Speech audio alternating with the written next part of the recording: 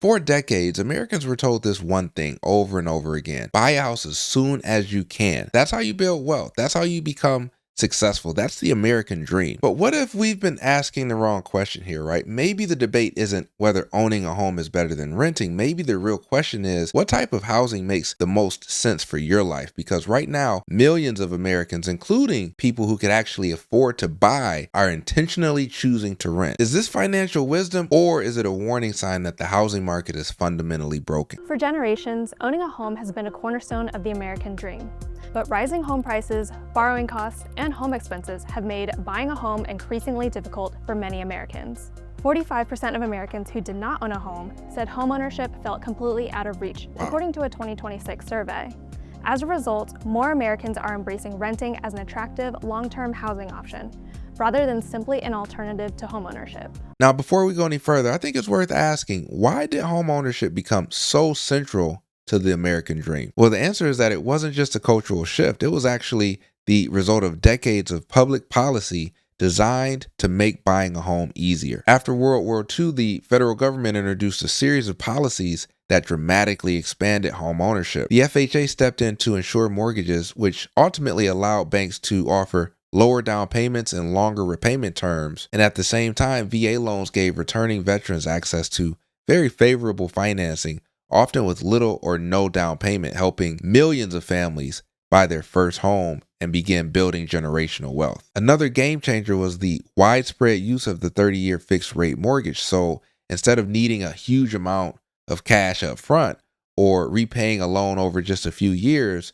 families could spread payments over 3 decades with predictable monthly costs. Then came the interstate highway system, which made commuting a lot easier and opened up vast amounts of land outside city centers for new neighborhoods. But the bigger point here is that homeownership did not become the foundation of the middle class by accident. It was supported by financing institutions, infrastructure investments, and housing policies that made buying a home realistic for millions of families. That combination helped create one of the greatest periods of middle class wealth creation in American history. Which brings us to today, right? If policy helped make home ownership accessible after World War II, what policies or barriers are making it so much harder today? Every so often I'll hear somebody say home ownership created the middle class. I'd argue something a slight bit different, because in my eyes, government policy made home ownership accessible and home ownership helped create wealth, right? Those aren't exactly the same thing. Now in Detroit, we've actually seen both sides, unfortunately, because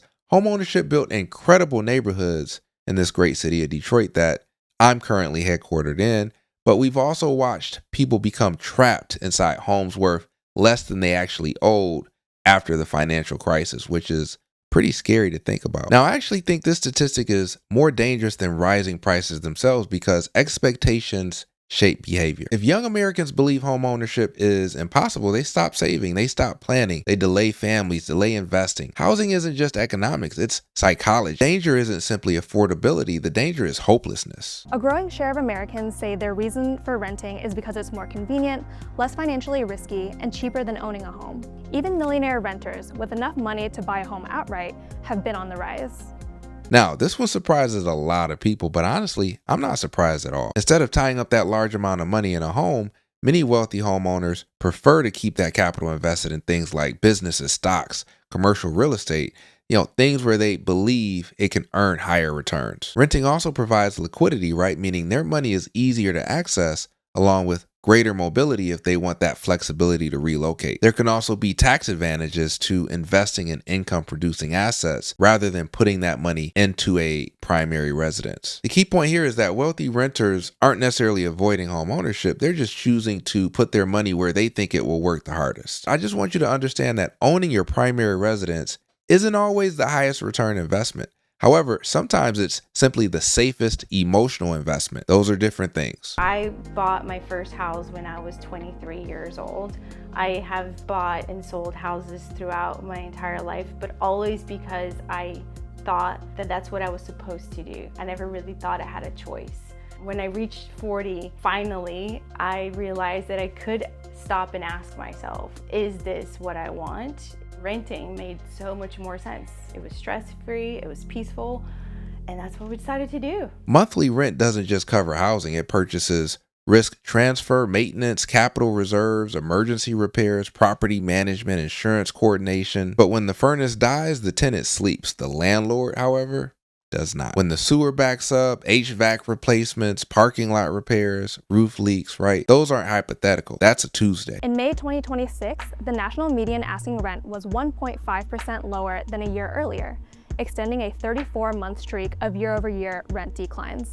The current home that we live at, our townhouse, costs about $2,900 a month. To own a townhouse like ours here in Swampscott will probably cost anywhere between $500,000 to $700,000 depending on where you're looking, which probably come around, I don't know, $3,500 a month. And then if you're looking at something like this closer into the Boston area, a townhouse like this close to $1 million for sure. At the same time, owning a home costs more than just the mortgage. Consider the cost of repairs.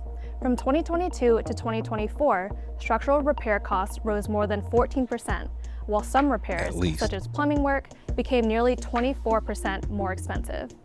Homeowners insurance has also soared in recent years, jumping by an average of $648, or 24% per year between 2021 and 2024. This part doesn't really get enough attention in my opinion, right? We're talking labor shortages, skilled trades that are capable of doing things like plaster, especially if we're talking about 100-plus-year-old homes like the property that I'm living in now, right? Tariffs, materials are increasing. It feels like it's COVID all over again. Insurance is going up, permitting, that costs thousands of dollars depending on what type of work you're having done. But a popular question is, why is housing so expensive? Very few ask why building housing has become so expensive. I've owned 4 different homes before, and always there's that intense stress and pressure of what could happen and can we handle what is going to happen. Renting, way more predictable. If anything breaks, I just call someone and it's not my responsibility, it's theirs. It makes managing our finances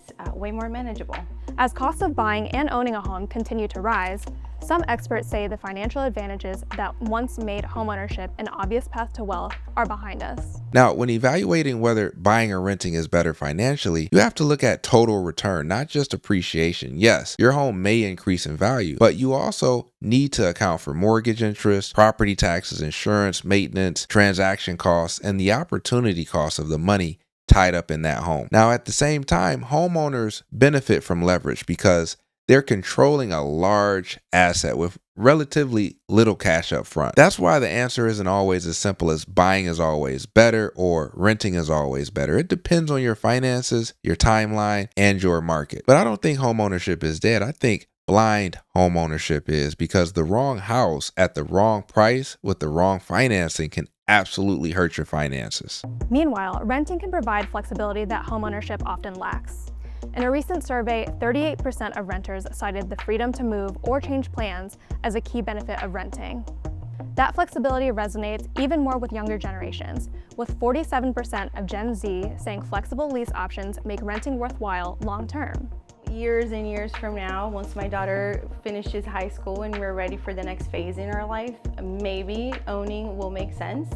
But I kind of like the idea of being bi-coastal and renting a place in the East Coast and renting a place in the West Coast and just bouncing around whenever we feel like it. So I don't know, we'll see. Now, I actually think flexibility has become an economic asset. One thing that's changed dramatically over the last 20 years is how people work, right? Remote work, hybrid jobs, the gig economy, and more frequent career changes mean people move more often than previous generations. Owning a home can make relocation slower and more expensive. However, renting allows people to pursue new jobs, move to different cities, or adjust their lifestyle much more easily. That flexibility has real financial value in today's economy. That doesn't mean Americans have entirely given up on homeownership. Surveys consistently show that most Americans still hope to own a home one day, but with more rental options than ever, from luxury urban apartments to single-family homes with backyards, some Americans no longer see renting as a temporary stop on the path to homeownership. Instead, they're embracing it as a long-term lifestyle choice that reflects a broader shift in the American dream.